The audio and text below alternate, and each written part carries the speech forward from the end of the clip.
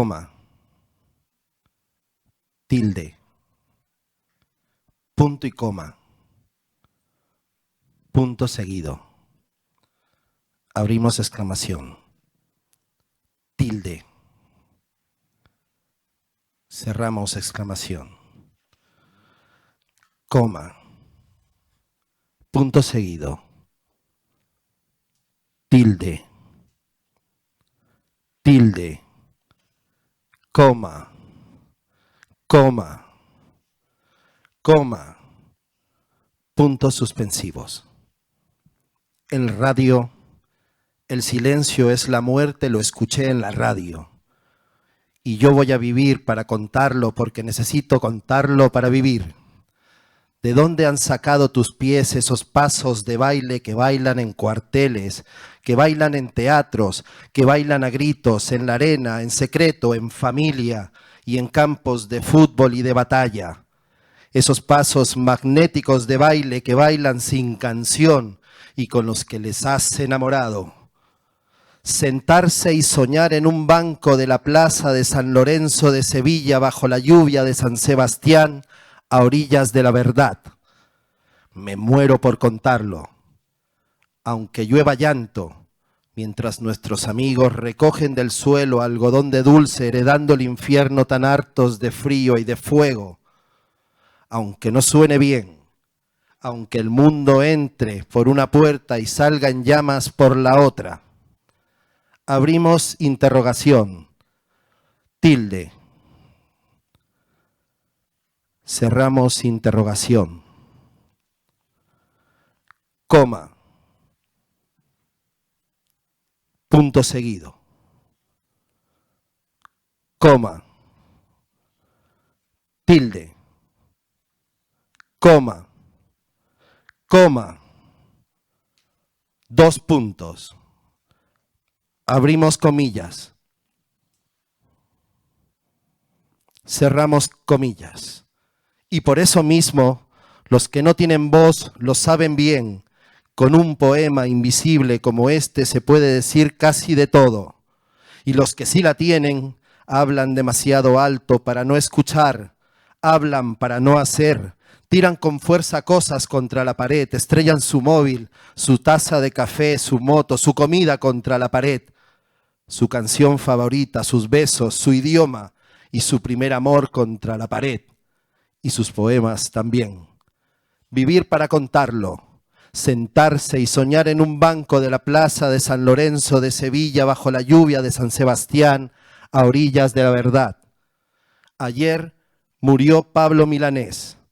Hoy ha muerto una amiga porque no quiso encender la televisión. Mañana habrá que vivir para contarlo. Gracias.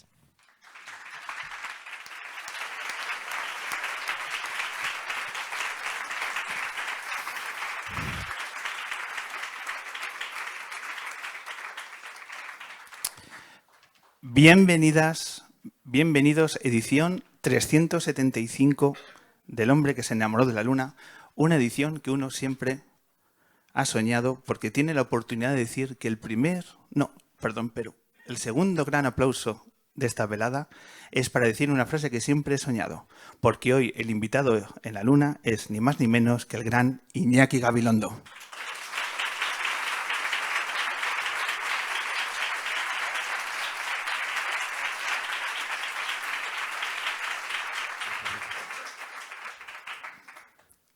Iñaki, ¿qué tal estás? Estoy bastante conmovido con este poema en el que se ha hecho una excursión por una especie de revolera de mi vida, ¿no? Bajo la lluvia de abril, bajo la lluvia de Sevilla. Que un día me preguntaron a mí, yo soy de San Sebastián, pero viví casi 5 años en Sevilla. Y, bueno, quedó en mi corazón para siempre. Ha quedado en mi corazón para siempre. María, como decía Gerardo Diego, en Sevilla habita mi otro yo, mi yo de enfrente. No dejé de ser ni un poquito vasco y sin embargo me impregnó el paganismo del sur de andaluz. Y un día dije, si cuando llega mi hora final no puedo estar donde quisiera, que es en San Sebastián, me pido un banco de la plaza de San Lorenzo bajo la lluvia de abril. Y cuando has dicho eso, pues me ha dado, como digo, el calambre de reglamento, ¿no? Muchas gracias. Él es Perú Saipred, es nuestro poeta de cabecera y además muy buen amigo de este programa. Y con él estuve preparando este poema. En realidad, evidentemente, lleva su firma, pero estuvimos conversando el otro día largo y tendido acerca de cómo hilar un poema que brotará emociones como lo que acabas de compartir, Iñaki.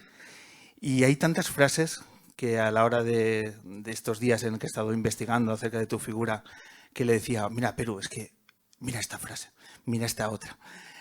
Hay tantos momentos que nos has regalado durante estos años que nos permiten trazar estos minutos que están hechos con el mayor de los respetos y de las admiraciones, ya no solo del equipo lunero, sino seguro de toda la gente que se ha acercado. Y mil gracias, luneros, luneras, por estar en esta tarde otoñal de Madrid aquí en el ámbito cultural. Te voy a contar brevemente quiénes somos. ¿Sabes quiénes somos? Sí. Ole. Qué pregunta, qué pregunta. En primer lugar, soy periodista. Me dedico a... Eres un tal Iñaki Gabilondo, claro.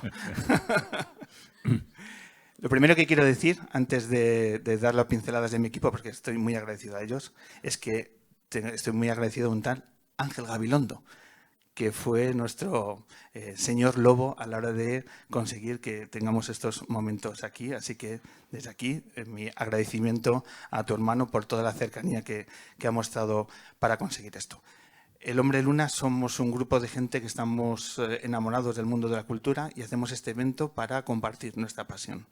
Tenemos 2 fotógrafos, Iñaki, 2 fotógrafos, luego verás las fotos, yo te las voy a ir enviando estos días, las fotos de Rebeca Mayorga y de Maqueda. Seguidnos en redes porque, entre otras cosas, merece la pena ver el trabajo fotográfico que hacen Rebeca Mayorga y Maqueda. Tenemos los carteles de Manuel Granados.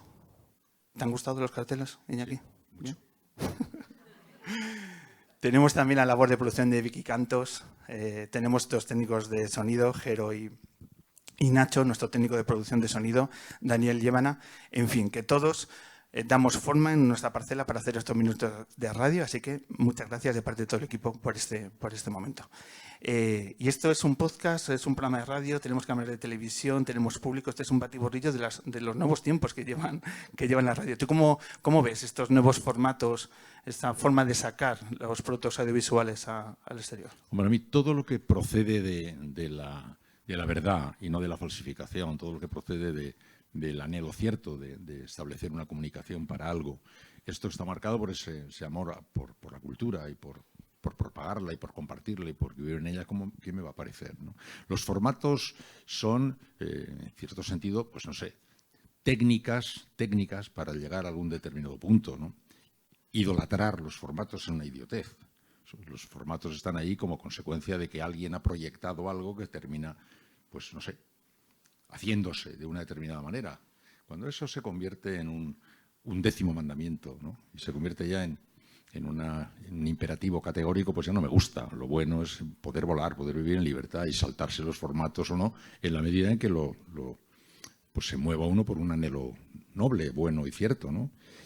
Y todo lo que estáis haciendo aquí, todo esto es verdad, absolutamente verdad. Aproximarse nada más que un poco a esto ya se permite comprobarlo, ¿no? Te recibimos en un momento muy, muy especial de tu carrera, porque hace unas semanas teníamos la noticia de que estrenabas un nuevo programa en Movistar. Un nuevo programa que venía con un apéndice bastante inquietante para todos nuestros seguidores, que es ¿qué diablos es España? La última pregunta de Iñaki Gabilondo. Se nos abre un abismo como seguidores tuyos de tantos años. ¿Eso es una estrategia de marketing o es real? Estamos ante la última pregunta de Iñaki Gabilondo. No, es una estrategia del marketing, pero derivada de un hecho cierto, que era lo último que voy a hacer. Ya decidí no hacer ninguna cosa más y entonces ellos decidieron que podía eso justificar esta pregunta. Sí, la última pregunta. ¿Por qué he decidido ya terminar, ¿no?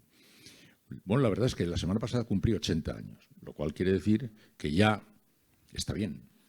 Y la pregunta no es ya por qué terminas, la pregunta sería ¿qué haces todavía aquí, ¿no? Incluso una sensación de impostura, de asalto, de ocupación indebida, ¿no? De un terreno y un espacio porque debe circular otro aire y otras voces, otras cosas. Estoy un poquito empachado de mí ya, ¿no? Y supongo que también la gente debe estar un poco empachada de mí. Y como digo, es una larga vida, llevo casi 60 años en esto.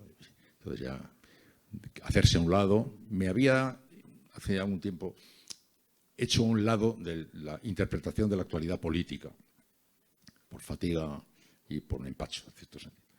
Pero ya de la ocupación de espacio en los medios, de hacer cosas, ya me parecía un poco deshonesto. Me daba la impresión de que cualquier día iba a venir la gente a decirme, pero vamos a ver, hijo mío, ¿pero qué pasa? ¿Qué pasa? Haz el favor, ¿no?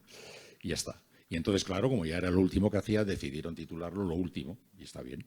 Era el marketing y la verdad, eran ahí hermanos gemelos. Le has dado muchas vueltas, perdón, le has dado muchas vueltas a la hora de pensar cómo es el punto final a tu carrera profesional. Hay un dicho en el mundo del fútbol que se aconsejan decir a los futbolistas: la última temporada siempre sobra. ¿En tu caso te ha sobrado algo o sientes que todo ha sido redondo y acertado? No, todo no es redondo nunca, ¿no? Yo, cuando te dedicas a una actividad como esta, que es tratar de compartir la actualidad con la gente, pues que no hay redondo, no hay nada. Primero compartes lo que viene y no lo que tú decides que ha de venir, y lo observas y lo analizas con tu perspectiva, con tu subjetividad, pues imperfecta, imprecisa, equivocada, ¿o no? Y por tanto no puede uno mostrar una vida de 55 años dedicada a la actualidad como una obra de nada. Sencillamente es andar surfeando sobre la ola de la vida y de las cosas que pasan, ¿no? Con la mayor decencia posible. Y ya está, ¿no? Entonces la impresión de haber participado en la aventura colectiva desde esa posición de quien está mirando, observando, interpretando, comentando y conviviendo con los demás, es una gozada, es un privilegio, es estupendo, es muy agotador, pero ya está. Y no me acuerdo muy bien por dónde empezaba la pregunta, pero yo ya... Cuando escuchas esto de la última pregunta de Iñaki hablando, ¿a ti por dentro qué sensación está aflora? Pues una sensación de alivio, porque llevaba, como digo, ya bastante tiempo sintiendo una especial fatiga. ¿Sabes lo que ocurre? Que yo tengo un problema, que yo no tengo opinión así como así sobre las cosas. O sea, yo conozco a mucha gente que tiene opinión ya para empezar. Empieza el día y ya tiene opinión, ¿no? Todavía no sabe lo que ha pasado y ya tiene opinión. Y a mí me cuesta mucho tener opinión. Y cuando termino teniendo alguna opinión, siempre tengo la impresión de que me falta mucha información para poder asegurar que esa opinión tiene una solvencia suficiente. Porque la vida es enormemente compleja y cuando más te acercas a cualquier tema de la vida, más complejo lo ves. Y cuando te encuentras viviendo una actividad que te condena cada vez a ser más sintético, más resumido, más breve, tratar de concentrar la complejidad de las cosas en un tuit, en un titular, me parecía un atentado contra la lógica de las cosas. Y además un atentado contra mi propia formación, porque yo estoy educado pues, en la antigua usanza. Entonces ya digamos el modelo ciceroniano de explicar las cosas o de entender las cosas. Tener que reducido toda la píldora de 15 segundos para interpretar la actualidad me resultaba primero algo completamente imposible y por otro algo que no estaba yo seguro de que aquello tuviera la más mínima posibilidad de servir de algo. Porque aquello es un disparo a apuntar, ¿no? Es decir, pero estamos hablando de temas de una complejidad superlativa. Entonces yo hacía mucho tiempo que decía, deberíamos hacer una especie de parada técnica, de silencio oficial, como se hace en la pesca, que se para de repente un tiempo para que se regenere la pesca, ¿no? Pues démonos un mes de silencio cada año, ¿eh? Y que se regenere el pensamiento, que se regeneren las voces, que se depure la atmósfera de todo este lío que está más o menos montado con este follón imponente de voces que no cesan, cuando la mitad de las veces no habría tanto que decir, o desde luego no se sabría exactamente qué habría que decir. Entonces hacía tiempo que yo venía viviendo lo que contaba un poco a mis amigos, una profunda crisis de fe trabajo. O sea, San Manuel Bueno, Mártir, era mi libro de cabecera. San Manuel Bueno, parte de un libro de Unamuno, en el cual un cura que tenía fama de ser un creyente maravilloso y que sus fieles le seguían con profunda devoción, pues pues estaba perdiendo la fe y tenía miedo de ser cazado en flagrante impostura, ¿no? Yo decía, yo estoy perdiendo la fe en que este esfuerzo que yo hago, que me levanto a las 4 de la mañana y que llevo tantos años trabajando, termina resultando un juego. No me convence que esto vaya a poder servir para nada. Es todo demasiado complicado para la simplificación con la que se nos obliga a tratarlo. Y cuando luego además eso ya se juega en el escenario de un combate a puñalada limpia, pues todavía ya menos, ¿no? Entonces, como llevaba bastante tiempo entre que te vas cansando y que los años pasan y que empiezas a tener dudas y tienes dudas, pues al final un cierto alivio. Porque también ocurre otra cosa. Cuando decías cómo quería yo terminar, ya se lo resumo muy rápidamente. Los viejos hemos decidido llamar sabiduría a nuestro escepticismo. Cuando te vas haciendo cada vez más viejo, te vas haciendo cada vez más escéptico. Y eso te parece que es el descubrimiento de la sabiduría. Y entonces te pones estupendo, miras a tu alrededor y con una superioridad intelectual profunda, te meas de la risa de todas las ilusiones que te rodean, de todo lo que se mueve con alguna esperanza, porque tú has llegado ya a la sabiduría. Un día descubres que eso es cansancio. Y a mí me pareció un descubrimiento interesante que me obligó a colocarme en una posición distinta. Es decir, vamos a ver, si mi escepticismo y no es sino cansancio, aunque tenga algo de verdad, pero que es un cansancio, yo no tengo derecho a transmitir a esta sociedad que tiene bastantes problemas ya, todos los días, una paletada de escepticismo, de pesimismo, de encabronamiento, de tal. No, me niego. Me niego a hacer eso. Porque yo creo que la obligación de los viejos, cuando hemos llegado al descubrimiento de que nuestro escepticismo tiene mucho de fatiga, tenemos la obligación de transmitir, si podemos, con el último de nuestro aliento, un poco de serenidad, un poco del buen escepticismo, de una mirada un poco menos enloquecida a las cosas que nos ocurren, menos estrepitosa. Y entonces esto tenía como ganas de quitarme del lío, porque estaba ya dudando profundamente de que sirviera para algo eso, y pensando que si lo que tenía que servir me obligaba a andar jugando en ese cuadrilátero donde no había más que puñetazos diarios, pues no me interesaba. Tu ciclo, Así que, perdón. entre eso y que ya cumples años, te cansas, te duelen las rodillas, y el cuerpo humano. ¿Tu círculo más cercano también ha cogido esta decisión con alivio? ¿Quién? Tu círculo más cercano. ¿Tu familia, tus amigos? Bueno, sí, bueno, mi mujer hacía muchos años que me miraba y me decía a ver si estaba loco o si me pasaba algo de verdad o tenía alguna. Porque no entendía muy bien, ¿no?, que estuviera tanto tiempo. Sí, con mucho alivio. Y mis hijos, que ya son muy mayores, pues me miraban como quien ve a un platillo volante, ¿no? Pero tú estás mal de la cabeza, o tienes algún tornillo descolocado.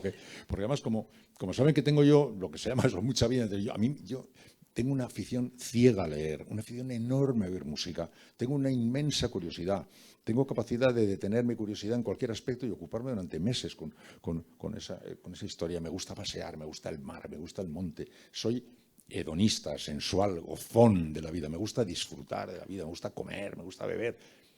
Entonces, claro, me decían, ¿pero a ti qué te pasa? Claro, porque no había caído en esa especie de cárcel en la que he conocido a mucha gente que vive, que no, fuera de su burbuja, ya no sabe qué hacer. Yo sí sé perfectamente qué hacer fuera de mi burbuja, no tengo ninguna necesidad de meterme a ese jaleo. Entonces, la gente que me conoce más me decía, pero... Así que mi entorno familiar me ha dicho por fin que ya está bien, y están contentos, muy contentos. ¿Cómo es un día normal en la nueva vida de Iñaki Gabilondo? Muy parecido a los de la vieja vida de Iñaki Gabilondo, salvo que ha desaparecido de mi mundo el tengo que. El alivio fundamental es la supresión del tengo que. No tengo que nada. ¿Y por qué lo has cambiado? Porque hago muchas cosas, pero no tengo que hacer. O sea, haber vivido como un soldado durante toda mi vida y como un monje trapense, teniendo que vivir en unos horarios, sometidos en una disciplina feroz, porque tienes que llevar una disciplina de vida importante. A medida que te vas haciendo más mayor es muy agotador, ¿no? Y tener que estar al corriente de las cosas y tal. Y ahora yo hago un montón de cosas, pero no tengo que hacerlas. Las hago si quiero y si no, no. Entonces, levantarte al comienzo del día y diciendo que tengo que venir hoy aquí, porque quiero venir hoy aquí. Me has invitado a venir, me ha parecido un estupendo plan, pero no acepto tiranías, compromisos, no quiero. Y eso es un alivio de pronto, no te puedes ni imaginar. O sea, es como andar desnudo por la calle, es un placer infinito, o sea, sientes el agua, la lluvia, el aire, la gente, todo es una verdadera maravilla. No tener que, porque yo me he pasado toda la vida teniendo que, y como además soy un enfermo de la responsabilidad, yo soy hermano mayor de 9 hermanos, es decir, que soy el mayor desde pequeño. Así como mi hermano pequeño es el pequeño, aunque sea ya muy viejo. Entonces yo he sido de una familia modesta, en la que mis padres trabajaban como mulas y yo tenía, pues como el hermano mayor, siempre el mayor, tú eres el mayor, yo el mayor, yo tenía que pastorear a mis hermanos los pequeños, pues mantener la disciplina en casa, actuar de sargento de semana, era el gran... Y entonces hipertrofié mi sentido de la responsabilidad como consecuencia de eso. Yo he nacido con un sentido de la responsabilidad hipertrofiado. Entonces, la mayor maravilla para mí es ir descargándome de responsabilidades. Y empezar a descargarte de responsabilidades. Este es un descubrimiento, supongo que muchos de ustedes lo conocen muy bien, pero yo no. Para mí es como si hubiera ido de repente a un país desconocido. Y es maravilloso. No tener que. Y además ya cuando oigo tener que, ya me pongo así. Mi mujer, que es una tipa imponente, que sabe muy bien que esto es como yo digo, pues se ocupa perfectamente de que no asome ningún tener que por las inmediaciones, ¿no? y que espantarlos fuera y eso es maravilla, encontrarse por delante con los días, ¿sí? Yo los lleno de cosas y de muchas cosas que me gustan, pero no tengo ningún compromiso, de compromiso de estos de tener que, ¿no? Pero, por ejemplo, ¿mantienes hábitos de tiempo atrás? O sea, Iñaki Gabilondo a día de hoy baja al kiosco a comprar prensa, por ejemplo. No, yo nunca he bajado al kiosco a comprar prensa. Pues así vamos, Iñaki, así están nuestros kioscos. Sí, sí. No, pero ahora sí compro prensa, pero bueno, lo que pasa es que más bien la traen, me la suelen traer. ¿Qué voy a hacer? Si me la traen, antes también me la traían. No, lo que sí tengo yo algunos hábitos que son sorprendentes en mí, porque yo no sé muy bien por qué los tengo, y además los puedo contar porque estamos en fin, en buena atmósfera y contando con que estamos entre amigos, ¿no? Yo no he conocido a nadie que tenga una costumbre que yo tengo desde hace como 45 años, que no sé cómo empezó. Yo cuando me despierto, lo primero que hago es leer. Pero quiero decir, lo primero que hago, aunque tenga que hacer un programa de radio de actualidad, pongo la radio un segundo para oír la primera noticia, porque yo aprendí hace muchos años que en la primera hora del día, la primera noticia es decisiva. O sea, tú te duermes 7 horas o 6 y cuando te despiertas por la mañana pones la radio y te dicen, el Consejo de Ministros esta tarde quiere decir, no ha habido un atentado, no ha habido un incendio, no se ha muerto el Papa. No, o sea, te recoloca en la normalidad. Con la primera noticia, yo, por el momento, me doy por situado. Y ahora, durante 20 o 25 minutos, leo. Pero nada que tenga que ver con la actualidad. Eso no he conocido a nadie. O sea, la gente más próxima a mí me conoce y sabe que es verdad. Pero yo no lo cuento mucho porque la gente no se lo cree o piensa que estoy loco, ¿no? Entonces, yo tengo como 6 o 7 libros siempre, que uno es de poesía, otro es de historia, otro es de filosofía, otro es de pensamiento, otro una novela, otro tal, y voy todos los días. No sé muy bien cómo empezó, pero es una necesidad, como otros necesitan hacer ejercicio físico, otros necesitan... Eso es antes de empezar mis abluciones matinales. O sea, y antes de empezar, después sí, ya a seguir la actualidad y a seguir todo esto. Y tengo una cosa, no sé oír música y leer a la vez, no sé. No sé, para mí es como 2 voces, me estuvieran hablando los 2 a la vez, uno por un oído y el otro por el otro. Yo no puedo. Yo sí estoy oyendo música, y todos los días oigo música. Todos los días que me acuerdo desde que tengo 7 años. Y todos los días de mi vida leo, además de por la mañana, más también luego, pero en esa primera hora de la mañana. Y es una manía que no sé muy bien de qué tengo. Me vaya de viaje, me vaya a donde vaya. Tenga que hacer lo que tenga que hacer. Cuando me despierto, yo tengo que tener en la mesilla un libro y meterme 25 minutos estoy viendo los cuentos de Virginia Woolf esta mañana. Y luego ya entra, teniendo que hacer un programa de radio de actualidad. Eso, la gente en torno, yo procuraba no decirlo porque pensaba que no me iban a creer o que me iban a encerrar, ¿no? Maricón. Pero es así. Y conservo esas rutinas y eso lo sigo haciendo y lo seguiré haciendo toda la vida. Y me interesa lo que pasa y me seguirá interesando lo que pasa. Y cuando antes me iba de vacaciones también me interesaba lo que pasaba. Y por tanto, que estuviera de vacaciones también me interesaba de lo que ocurría y ahora me sigue interesando, como es natural, ¿no? No es tan distinto. Lo único que es que no tengo que hacer esto, no tengo que hacer lo otro. Pero me gusta mucho leer los periódicos, me gusta mucho leer, me gusta mucho oír música, me gusta mucho saber qué ocurre y me gusta mucho leer. Sí, todos los días leo 10 o 12 periódicos de aquí y de otros países también, ¿no? Sí. ¿Te has abierto también a las nuevas tecnologías? Sí, bueno, me he abierto a las nuevas tecnologías, bueno, bastante razonablemente, ¿no? Lo que ocurre es que yo hice un día, yo por ejemplo no me metí en Twitter, pero no porque estuviera viviendo esa especie de cosa de desprecio a las nuevas tecnologías, no, eso no, para nada. Yo estoy viviendo las nuevas tecnologías, vivo en ellas, vivo con ellas y me rodean tan bien como a los demás. Pero la gente parece no haber descubierto que solo tiene 24 horas diarias. O sea, la vida ha cambiado una barbaridad, menos dos cosas. Una, los días siguen teniendo 24 horas, como en el Pleistoceno, y el ritmo del corazón humano se mueve en una horquilla que no varía mucho de cuando le perseguía un mamut a un tío, iba con el corazón en la boca, o cuando estaba relajado en su caverna, a hoy. El mundo juega a que cambia todo mucho y se hace una ficción bastante estupenda al respecto, pero hay cosas permanentes, constantes, idénticas hoy que en el siglo IV después de Cristo, que tienes un tiempo limitado de vida y que tienes un tiempo limitado de horas cada día. Y por muy gigantesca que sea la oferta que te rodea, tú sigues teniendo un número limitado de horas.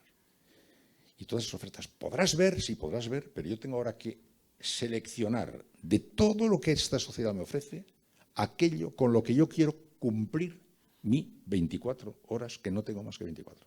Y tú que tienes 18 años y que te crees que sigues teniendo 24, igual que yo.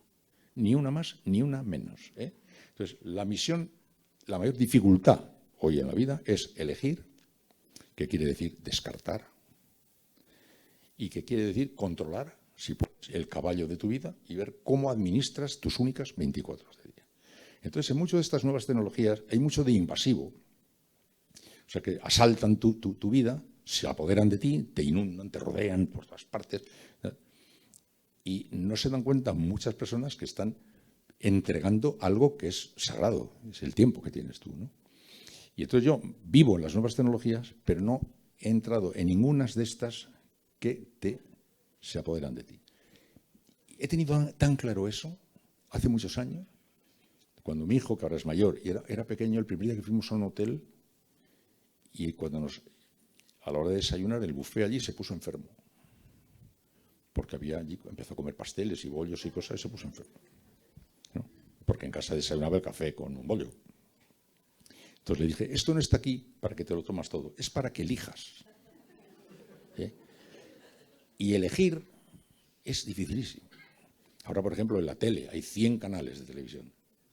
No hay mucha gente que vea lo que hay para elegir, sino que va picoteando aquí, aquí, aquí, y se lleva luego a la cama al dormir una papilla enloquecida de situaciones y de cosas, como muchas veces he contado, ¿no?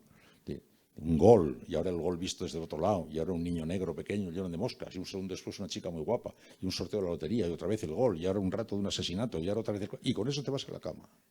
No está estudiado el efecto en el cerebro humano de la papilla con la que la gente se va a la cama, porque no se va a la cama con el resultado de una película. A veces todavía la prensa lo comenta así, ¿cómo se pone esta película en horario infantil? Pero si nadie lo ve así, si no está estudiado el efecto de la papilla.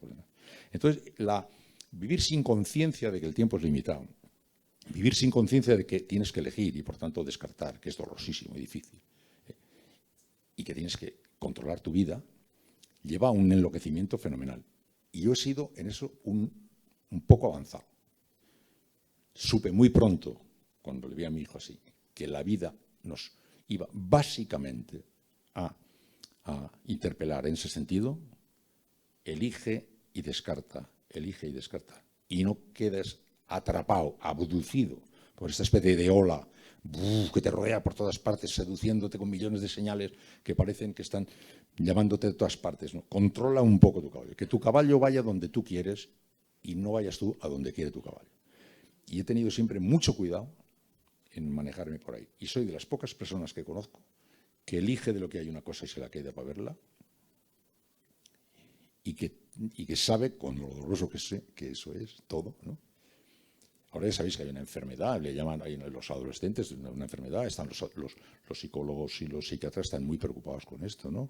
¿Cómo se llama? El FOFA, el Fear of Missing Out, o sea, miedo a perderse algo. Hay un síndrome en los chicos jóvenes que les hace vivir con enorme ansiedad, si están fuera de Instagram un rato o pierden un tiempo, no saber qué está pasando y sobre todo no saber qué están diciendo de él o si están diciendo algo de él o no. Pero si tiene nombre, Fear of Missing Out, es FOMO, le llaman FOMO, pues ya está. Mira, si miráis en Wikipedia, pone FOMO, ya tendrán. Fear of Missing Out, miedo a estar perdiéndote algo. Esa ansiedad con la que se está viviendo me parece uno de los rasgos más determinantes de nuestro tiempo. Y a la hora de vivir, ya no en la edad en la que yo estoy, sino a la hora de vivir sencillamente, la clave está en tener conciencia de que tienes un número limitado de horas, que tienes que gestionarlas, que tienes que descartar y elegir. Y ahora, cuando tú me has preguntado qué hago yo ahora respecto a qué hacía antes, pues estoy haciendo un poco lo que hacía antes en este sentido.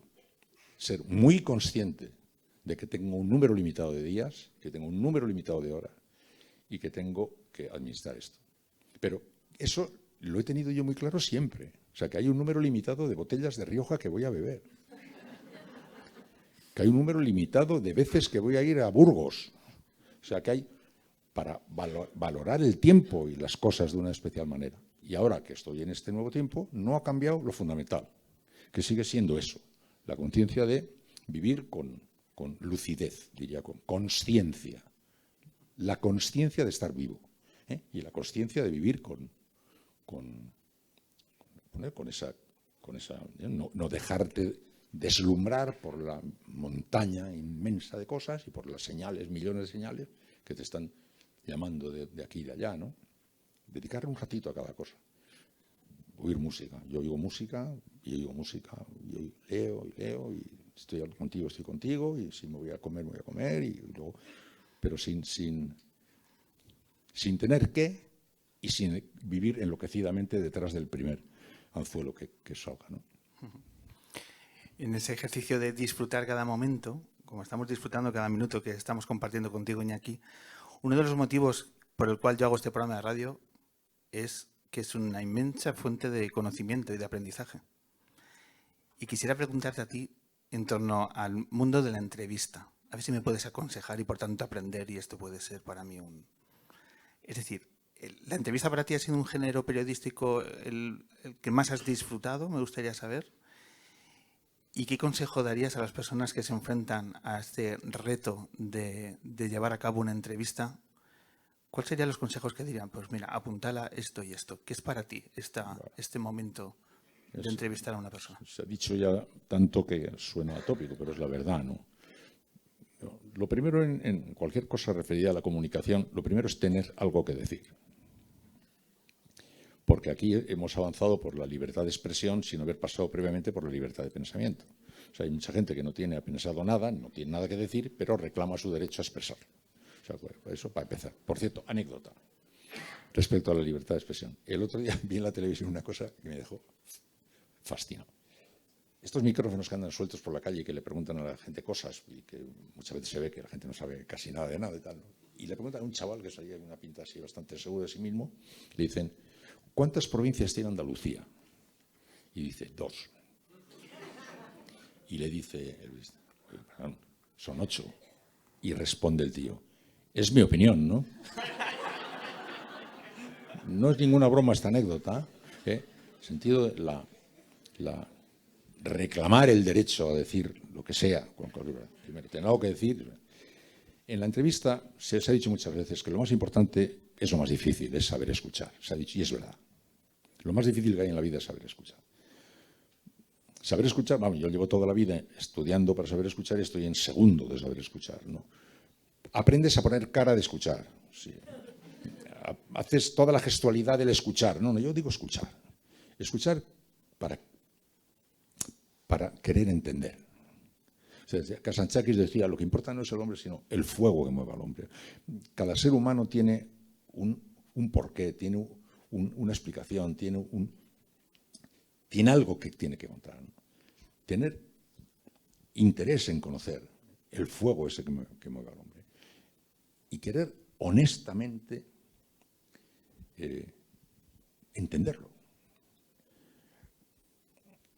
Primero, saber escuchar. Segundo, saber que el protagonista central de una entrevista es el entrevistado. Porque una entrevista es un encuentro a tres. El que pregunta, el que responde y el público al que está destinada esa conversación. Y por orden de importancia son, primero, el público, segundo, el entrevistado y tercero, el entrevistado. A veces se juega el juego del circo y parece que se juega un pulso. Y dice, ¿ha ganado? ¿Quién ha ganado? El periodista. No, esto no es un pulso. Un pulso es un debate. Si es un debate, vale. Bien, ¿quién gana? Esto no es quién gana. Si alguien tiene que contar, uno trata de llevar la conversación de forma que pueda más o menos el público ir conociendo lo que uno quisiera que fuera conociendo, en la medida que sea posible, cazar sus contradicciones, si es caso, ponerlas en evidencia, ponerlas al descubierto. Con lealtad. Es un juego que tiene muchas cosas dentro, pero luego la respuesta más rápida es saber escuchar, que el vídeo es dificilísimo. Es muy difícil, muy difícil. A mí me ocurre una cosa que no sé si te ocurre a ti también, que a la hora de finalizar una entrevista o de recordarla, pienso más en las entrevistas que no he hecho que las que he hecho. Pero casi de forma enfermiza. Casi de forma enfermiza. El otro día, hace un mes, estuvo aquí Baltasar Garzón. Entonces, cuando me preguntaba la gente, ¿qué tal la entrevista con Baltasar Garzón? Entonces, en mi mente solo, estas dos preguntas, me quedé con ganas, no supe buscar el momento para hacerlas y demás. Y casi no soy capaz de recordar otra cosa de las entrevistas. ¿Te ocurre a ti lo mismo? Sobre todo por una razón. Mira, nosotros estamos ahora manteniendo una conversación que va a tener un tiempo limitado. Esto se acabará dentro de un rato y lo que no haya pasado en ese rato ya no pasa en la conversación. Las entrevistas de prensa son estupendas porque coge un señor, habla contigo 3 horas, luego se va a su casa y él, en la soledad de su casa, quita esto de aquí, pone esto de allá, destaca esto aquí, lo destaca del otro lado.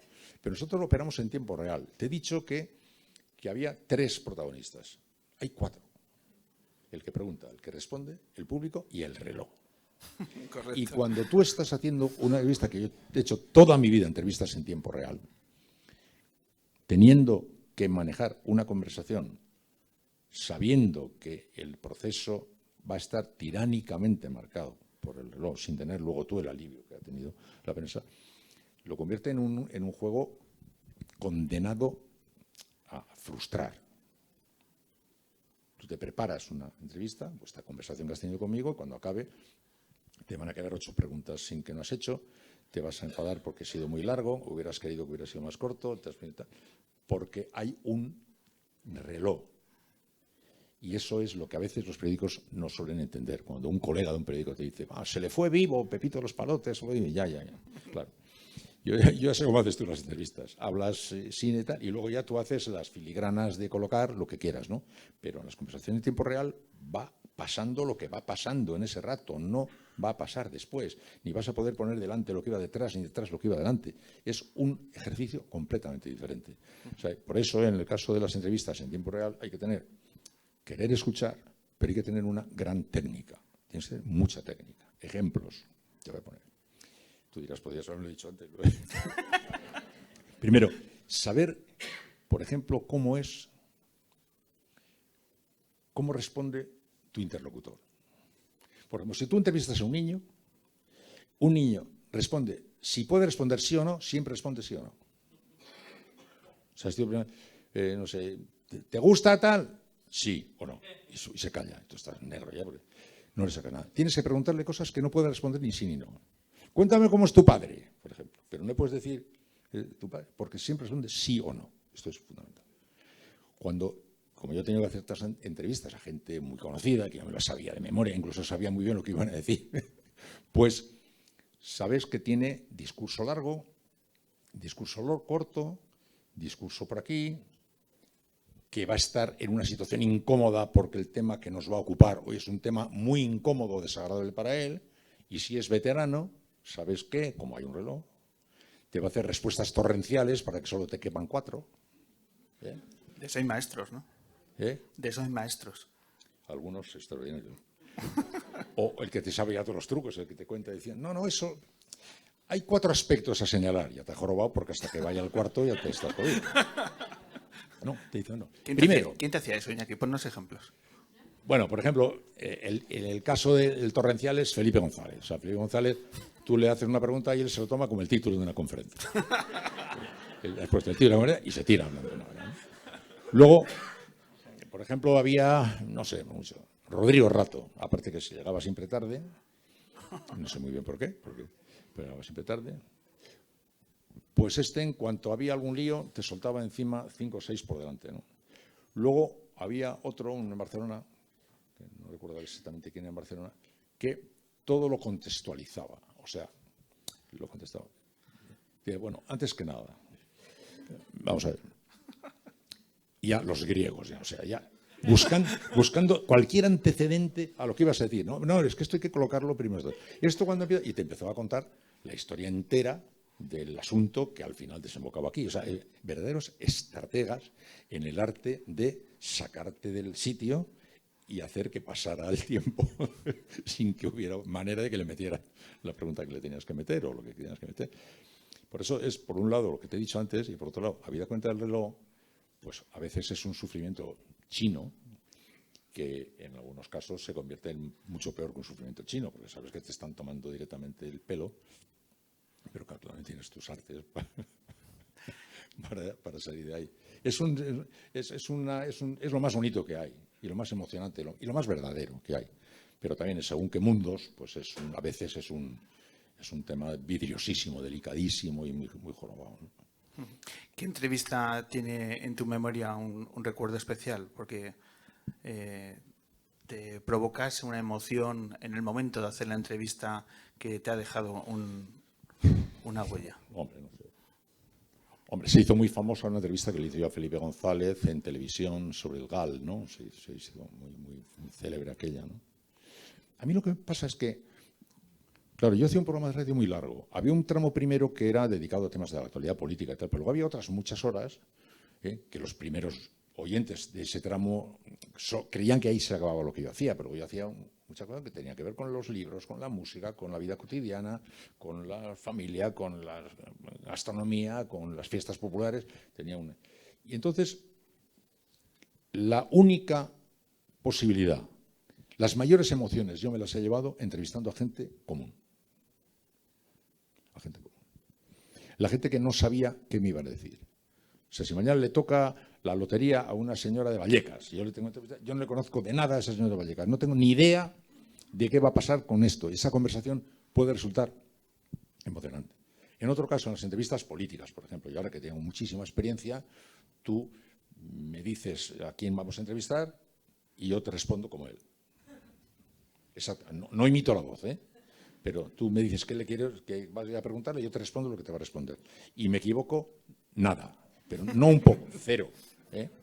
Porque ya se ha llegado a un grado de expertise, de dominio de la jugada, de riesgo y de historia que se manejan con poquísimas sorpresas. Es todo muy previsible. Sin embargo, el público común no. La gente común donde están las mayores emociones, donde la conversación brota por un territorio que no habías previsto y te cuentan cosas que no se te habían ocurrido o que no te las sabías, ¿no? La gente, como yo recuerdo un día una mujer que estaba hablando conmigo, había tenido un hijo que había estado en coma y después de unos días de estar en coma se despertó. Y cuando se despertó le dijo que le había estado oyendo todo el rato cuando ella le decía, guapo, hijo mío, cúrate, y le había estado oyendo, ¿entiendes? ¿No? Y yo me caí de la silla en el estudio. ¡Pum! Me caí de la silla. O sea, las sorpresas de las emociones de la vida, de hechos que no no has podido. Y eso es lo verdaderamente más bonito, ¿no? Las conversaciones con la gente común. Yo he tenido millones de conversaciones con la gente común. Me acuerdo un día una señora que me dijo, no, una señora, no, un taxista me dijo, que me hizo una impresión tremenda, que le había montado en el coche una señora que le había dado, no sé, 50 euros. Le digo, ¿dónde me lleva? ¿Dónde le llevo? Dice, donde usted quiera, pero deme conversación. Hace 2 meses que no hablo con nadie. La soledad brutal de gente que anda por ahí. Brutal. Este va a ser el siglo de la soledad. Este tipo de cosas, ¿no? Que no se te habían ocurrido en ese momento en la cabeza, ¿no? Que puedan haber gente que está por ahí no teniendo la oportunidad de hablar con nadie y pagando un dinero para que le den conversación. Es una cosa, pues así, las sorpresas de ese estilo de la vida, que están llenas de cosas, aparecen muy constantemente, pero en el encuentro con la gente común. Difícilmente con la gente que ya está muy colocada y que tiene ya su discurso muy armado, ¿no? Y aquí una última pregunta, porque nuestro reloj ya está llamándonos la atención. Tú te has definido como un niño de la radio, como un niño que soñaba radio. En este momento de tu despedida de tu carrera profesional, a todos aquellos que hemos sido niños de la radio, que hemos soñado radio, pero escuchando tu voz, ¿qué les dirías? Bueno, pues le diría perdón y gracias. Sí, yo tuve la suerte yo soy un afortunado absoluto. A mí la vida me ha dado algunos palos importantísimos, pero profesionalmente he sido un privilegiado absoluto y soy un hombre agradecido, no paro de reconocerlo, ¿no? Yo era un niño pequeño que adoraba la radio. Cuando yo era pequeño no había televisión. La tele aparece en mi vida cuando yo estaba en la universidad. Hasta que yo estaba en la universidad no existía Entonces yo quería vivir allí. Como he podido vivir allí toda mi vida, soy un absoluto privilegiado. Yo que le diría a la gente que si habéis amado, como yo he amado la radio, es algo tan misterioso, tan verdadero, es que es absolutamente verdadero, ¿no? La radio, la comunicación oral, la comunicación que no está falsificada por todos los elementos que teóricamente complementan la comunicación, la tele, porque he hecho mucha televisión, la televisión. A mí Dios me dice esta noche, en exclusiva mundial, ¿cuándo es el fin del mundo? Y yo mañana salgo en televisión a contarle una primicia de ese calvital. Y como salga con la corbata torcida, con la bragueta abierta, o sea, la cantidad de elementos que te pueden dispersar la cosa, o salgas fuera de foco, o te quedes en sombra. La radio es verdad todo. Vive en horas, minutos y segundos como el ser humano. No se apodera de ti. Te deja el protagonismo de la vida. Tú no puedes ni leer un libro, ni abrir el ordenador, ni mirar en tu móvil, ni oír. No puedes hacer nada que no tengas que detener la vida para prestarle atención. Sin embargo, la radio no. La radio es como un reloj de pulsera, está ahí, te va acompañando. A veces solo la oyes, a veces también la escuchas, pero te puede estar acompañando como un otro segundo corazón, como si fuera un tic-tac de tu corazón. Entonces te permite el protagonismo de la vida, lo sigues teniendo tú sigues siendo el rey absoluto de la vida. Y por eso la gente que trabaja en la radio y que no tiene una mínima modestia, una mínima humildad, me llama muchísimo la atención. Porque es un medio que ha nacido para tener esa posición subordinada. O sea, la acción primera es la vida andando y tú estás detrás, ¿no? Cuando me contaban, tú disputas con Luis del Olmo. No. Yo por la mañana, mi rival primero es la vida. Niño que se va al autobús, coge un café, trae tal. Yo estoy detrás de la vida que está actuando. Yo estoy detrás, haciendo una segunda voz de la vida, ¿no? Y el que no entienda que eso es la radio está equivocado. El protagonismo de la vida lo tiene el ser humano en acción con la radio detrás, ¿no? No ocurre con la tele, detiene la vida para ver la televisión. No, la radio no te pide que detengas nada, tú sigues la vida. Entonces la gente que tiene, como tú dices, que ese amor por la radio, creo en mí, yo lo único que les podría decir es que recuerden esa particularidad que tiene la radio, que se incorpora a la vida de la gente no disputándole nada del protagonismo de la acción. Él es el protagonista de la acción. Él está viviendo, tú estás detrás, ayudándole, a lo mejor, con tus opiniones, con tu compañía, con alguna observación que le pueda ayudar a entender las cosas mejor, pero tú eres una segunda voz. La primera voz es el ser humano en acción. Eso es lo que yo quisiera. A la gente que ama eso, y si la ama y dice que la ha amado oyéndome a mí, yo te diría que lo que más me gustaría es que no olvidarais eso. O sea, que la radio es la segunda voz, que la primera voz es el ser humano en acción. Y por eso es mucho más importante el que mete un gol que el que lo cuenta. Es más importante el que escribe un libro que el que lo comenta, ¿no? Es más importante el que hace una ley que el que la critica. Los que trabajamos en radio sabemos muy bien que somos nosotros menos importantes que los protagonistas de la acción, ¿no? Pues la gratitud es nuestra porque para miles y miles de personas esa segunda voz es sinónimo de Iñaki Gabilondo. Iñaki, llega el momento de darte obsequios porque es que esta temporada estamos un nivel de producción, Iñaki, se nos va de las manos en ocasiones esto. Y como te veo en un momento que lo estás gozando, pues yo creo que te vamos a preparar desde El hombre que se enamoró de la luna. Cualquier tarde de los próximos días, ahora que está lloviendo, te vamos a preparar la tarde. Ojo con esto, el menú que te doy. Porque el primer regalo va a ser que ahora viene Mireniza, viene Tulsa, que esta es una luna muy guipuzcoana, una cantante de Fuenterrabía, maravillosa. Mi hijo la adora. ¿Ah, sí? Sí. ¿Es muy fan de Miret? Sí. Pues ahora vamos a tener la oportunidad de escuchar una entrevista acústica con 3 temas de Mireniza, que además bate récord porque es la artista que más... Es guipuzcoana también. Guipuzcoana, ¿no? Sí, de Fuenterrabía. Sí. O sea, es que nos falta poner aquí la concha, nos falta ese detalle. Entonces, 5ª ocasión que se sube a la luna Mireniza y de verdad lo vas a disfrutar. También vas a disfrutar porque te veo que vas a llegar a casa y con toda la razón del mundo, tú estás ya en plan de poner los pies encima de la mesa. Es así. Entonces tenemos unas cervezas, las cervezas Ibérica, que te vas a llevar un pack, porque es una cerveza artesanal que está colaborando con nosotros. Y, mira qué bien. ¿vale? Y te vas a llevar unas cervezas Ibérica. Con suco hecho y todo, qué estupendo. Hombre. Y además, reíros porque vamos a sortear 2 packs también al final del programa de hoy. Así que cerveza Ibérica, una cerveza aquí artesanal de Madrid que merece mucho la pena conocer. Y además, para tu mesilla de noche, este libro, del hombre que se enamoró de la luna, la novela de Thomas Van Bauer, que parte una historia tan bonita. Famosísimo, ¿no? Famosísimo por el programa de radio y además por la novela. Donde para nosotros es una historia de amistad y que vertebra esta aventura, pues gracias a la... Me hace ilusión, ¿eh? Hombre. Sí, muchas gracias. Pues ya lo tienes de lectura para esta nueva vida de Iñaki Gabilondo, en gratitud a la editorial, a Penguin Random House, que está también colaborando con nosotros. No, que tiene mucho que ver con el sexo. Esa sonrisa, Iñaki. No, quiero decir que está bien para hacer evocaciones históricas. Es absolutamente carnal la novela, sí. Te va a dar juego. Yo creo que vas a dormir poco estas noches.